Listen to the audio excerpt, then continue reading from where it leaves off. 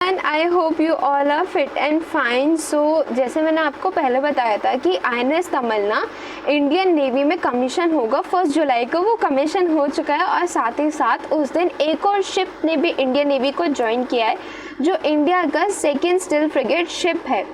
अब 2 कंपनी ने मिलकर बनाया, एक MDL है मुंबई में जो कंपनी है एंड GRSC जो कलकत्ता में कंपनी है, और ये दोनों प्रोजेक्ट 17A के अंडर वर्क कर।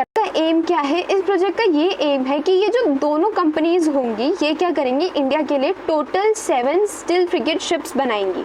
अब जो थर्ड बनने जाएगा जो इंडियन नेवी को कमीशन होगा, मतलब फ्यूचर में जो कमीशन होने वाला है इंडियन नेवी में, वो INS तारागिरी है। अब इंडिया ऐसा क्यों कर रहा है कि वो खुद पे ही डिपेंडेंट होना चाहता है, दूसरे कंट्री पे क्यों नहीं होना चाहता? वो इसलिए नहीं होना चाहता क्योंकि आने वाले टाइम में ना, मतलब दूसरे कंट्री पे डिपेंड ना रहना ये बेटर रहेगा। जैसे अगर इंडिया USA पे ही डिपेंड रहा, USA का हमने देखा कि USA क्या कर रहा है, इंडिया के ऊपर टैरिफ लगाना चाह रहा है, रेसिप्रोकल टैरिफ लगाना चाह रहा है। अभी तो उसने रोका है, 8 जुलाई को ना डेडलाइन है उसका।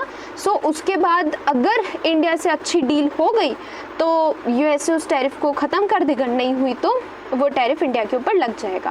अब कौन सा टैरिफ? रेसिप्रोकल टैरिफ होता है। अब टैरिफ होता है क्या? टैरिफ होता है मतलब नॉर्मल टैक्स होता है।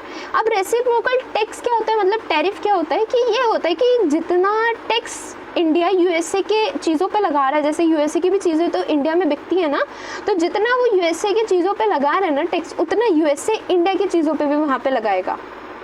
तो ये रेसिप्रोकल टैरिफ है।